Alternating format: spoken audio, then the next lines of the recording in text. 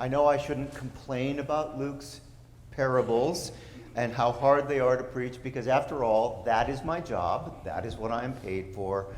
And so I'll try not to complain too much about this one, but honestly, this is hard. Here we have another parable. This one also begins with, there was a rich man. And it's this difficult story of the rich man and Lazarus, the poor man who in the grand scheme of things, worldwide, what percentage are you in in terms of wealth? Are you in the top 5%, the top 10%? And when you fill this calculator out, almost anyone from the United States is going to end up in the top 1%. It's just, we are the wealthy. We live so well here, okay? And so when we look at this parable, we can't help but think that we are that wealthy person. And we are, do we have flames and agony to look forward to just because we are wealthy? So, no, I don't think so. But we need to dig into this parable so that we can find out what is the message here. What is the good news here? Because Jesus does bring us good news. And in the past, when I have preached this parable, I've used that disconnect between the rich man and Lazarus to talk about how important it is to see the humanity in others. And I think that's important. I still think that's important. But this year, as I was looking at this passage, I realized, but the rich man knows Lazarus' name.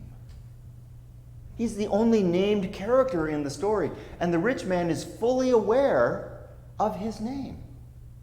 So he may have stepped over him at his gate, but he knew who he was. So what is going on here? And as you dig into this parable, and as you look at what's happening, there is a gulf between the rich man and Lazarus that looks to me as if it were defined by class. Now, we had an earlier conversation about family, right? Jesus said that really difficult thing about those who don't turn their backs on families to follow me cannot be my disciples. And we talked about how our love of God has to be an even greater priority than our devotion to our families. And I think this is one of those stories where Jesus is intentionally putting a wedge in to pry us away from our notions of class and whether class distinctions make someone human or not, right? So is the poor man as human as the rich man? So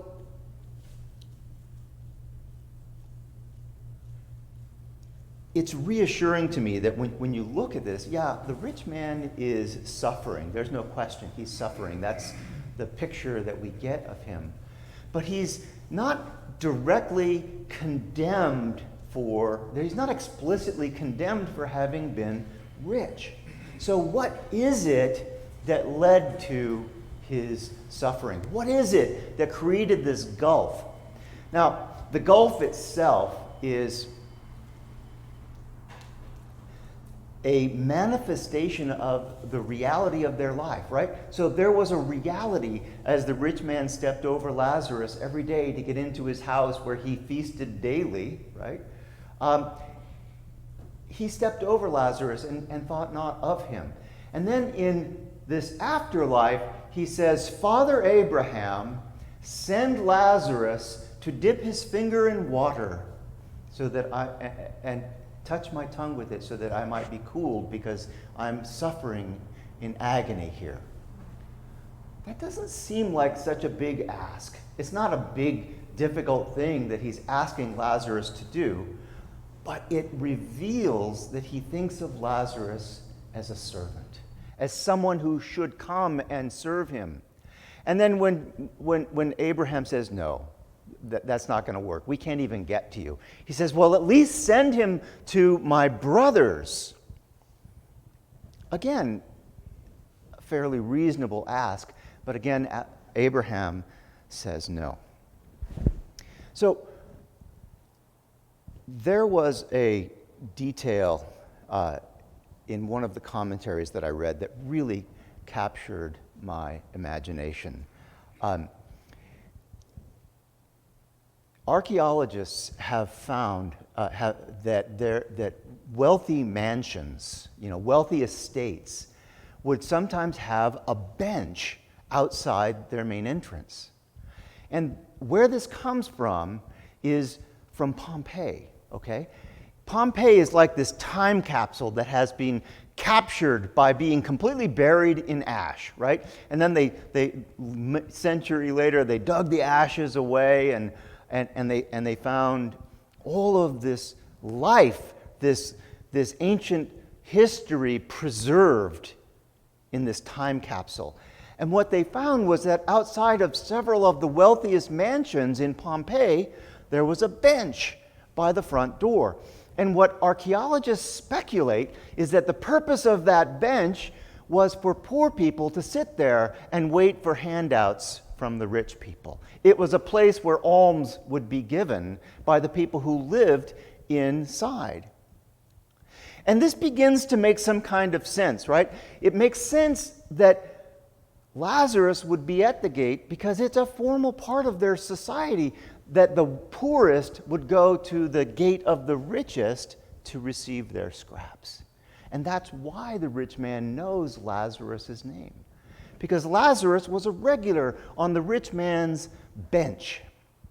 And when you realize that the architecture itself has implemented this system of relationship between the rich man and Lazarus, you realize that it is deeply held, it is deeply built into the very structure of society, that this is how it works.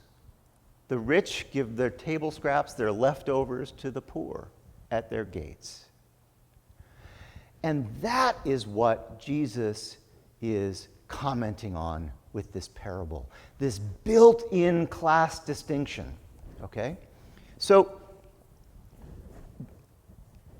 we need to bring this into present time. We need to bring this story into current times in order to be able to really make sense of it, because none of us live in mansions with a wall around them and a gate and a bench at the door for the poor to come and ask alms. That's just not the way our world works.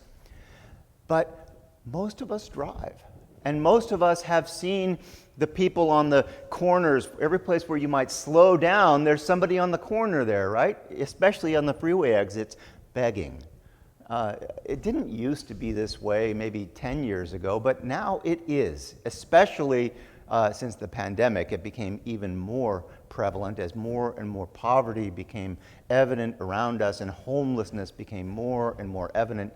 And so every time you pull off of the freeway at 65th Street and you get to the bottom, there's somebody sitting there on a little bench or on an ice chest or on a folding chair, and they've got a sign that says everything helps, willing to work, or whatever. They all have their version of their little cardboard sign. And every time you pull off, you have to make a choice about what you're going to do. Are you going to I heard someone say that they keep dollar bills in the cup holder of their car so that they can just give $1 to people as they go through. And that's their way of dealing with that. And I know other people, including myself, have thought, well, I should at least make eye contact with them to acknowledge their humanity as I'm pulling off the freeway, even if I'm not going to give them $1, because I probably don't have $1 in my pocket, just because I don't use cash all that much. It's just the way things work these days. And then there's the other time when you're just tired and you just don't want to have that interaction, and so you leave the window up and you don't look at them. You just look at the stop sign and check the traffic and go. And what I've just described is an entirely transactional relationship. The person at the end of that freeway on-ramp is demanding that we be in a transactional relationship with them. And I don't think that's what Jesus was talking about. Years ago, before I went to seminary, before I even applied to become a priest, I visited the chapel of St. Martha and Mary at the Pike's Place Market. And this was a sanctuary that had been created by the Episcopal Church, and it was there for a couple of decades.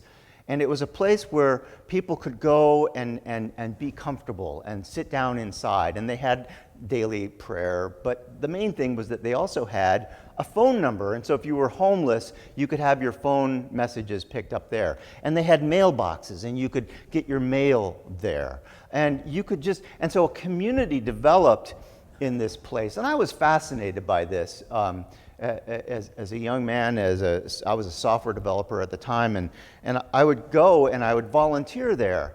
And one day, the first time actually that I went there, I'm in the room, and this fellow comes in, and he looks just like anyone else that's there, but you could see immediately that he wasn't welcomed by the rest of the people in the room. And he didn't go and sit down in the couches and socialize. He came straight to the priest who was standing next to me and started asking for money and could she give him anything. And she was really direct with him, like to the point of being rude. She was direct with him. She said, "No, I will not give you money, and you cannot stay here. You need to leave." And she kicked him out. And I thought, oh my gosh, what? You're running the St. Martha and Mary shelter, right? This sanctuary, and you just kick this guy out onto the street. What is that about? And she looked at me and she said, "David, he comes here at least once a week, and the only way that he wants to be related to me is through my money. That's the only relationship that he's interested in. And the other people in this room won't invite him to sit with them because they know he's a drug dealer. He's out there dealing drugs, and they're not. They're laborers and whatever, right? And so there's a distinction being made here, and he's not willing to be a part of the community. He just wants to be supported by the community." And so because of that, she just drew that limit and rejected him. Well, let's bring this back to the rich man and Lazarus. And Lazarus is sitting there on this bench outside the rich man's house, and the rich man has to step over Lazarus's feet to get in, and Lazarus is waiting for, hoping for leftovers or handouts or alms to be given from the rich man's house. Again, doesn't that sound entirely transactional? Doesn't it force the rich man into that same decision process that we have to go through every time we exit the freeway or pull up to an intersection where someone's begging? So I want to take that bench, the benches that they found outside the villas in Pompeii, and I want to use that as a way of finding our way through this parable. Because there was this bench outside the mansions, and let's imagine that there was a bench outside the rich man's house, and it was Lazarus's hangout. That's where Lazarus hung out. The bench represented the way things are, that the rich people will give alms or their leftovers to the poor people, and the poor people will sit on that bench waiting for a handout. And Jesus is calling us to something better. What if we move the bench into the house? What if instead of being outside the house, the bench was inside the courtyard? And then the transaction becomes one of hospitality. So instead of a transaction about whether or not I will give money to someone, it's entering into relationship with that person. A relationship that's not possible in a 7-second interaction at the exit of a freeway. A relationship that involves being together. Now, I tried this out this morning at 8 o'clock with the congregation, And Chris was there, and Chris says, yeah, but do you want to invite this poor guy in? Does that mean you now have to make him a part of the family and give him a fancy robe? That sounds like a bridge too far for most of us. And it is, if that's what we're talking about, right? You don't want to invite the person at the end of the freeway off-ramp into your house. But what about hospitality? What about just plain old hospitality? What about just offering them a meal in comfort? What about just offering them safety? What about just offering them hospitality? That beautiful tradition, that beautiful custom of welcoming people and offering them hospitality. We've been feeding people here for over a decade now, and we had a meal that was inside right up until March of 2020, when the governor shut down all indoor gatherings. And we didn't miss a week. We just instantly moved our meal outside, and we set up tables outside, and we invite people to come, and we give them hot food. We even have a heating oven. Hot box is what it's called. Thank you, Liz. We have a hot box that keeps the meals at a high temperature so that they're A, safe, they're not going to, become unsafe food-wise, and B, we're giving out actual hot meals, even though it's outside at the door. But then I think to myself, that's kind of like the bench, right? It's kind of like the bench outside the rich man's house. And so it's time to start figuring out how to move that meal back inside, so that we can express hospitality as we used to do, so that we can enter into relationship by sitting down and eating with the people that we feed. And we're not inviting them. They don't have to become a member of the congregation or a member of our families. We don't have to give them the spare bedroom at the back of the house, but we can sit down and we can eat with them. Hospitality. At the end of the Timothy passage, the letter to Timothy from Paul, it says, so that they can live the life that is true life, that is really life. And this message of hospitality is one of those many messages that Jesus gives us, that if we follow it, if we live into it, we discover a life that is life-giving. We discover a life that is really life. And what I'm getting this year from the story of this poor rich man and Lazarus is that hospitality is one of those avenues that we can go down, one of those ways that we can find that life that is true life.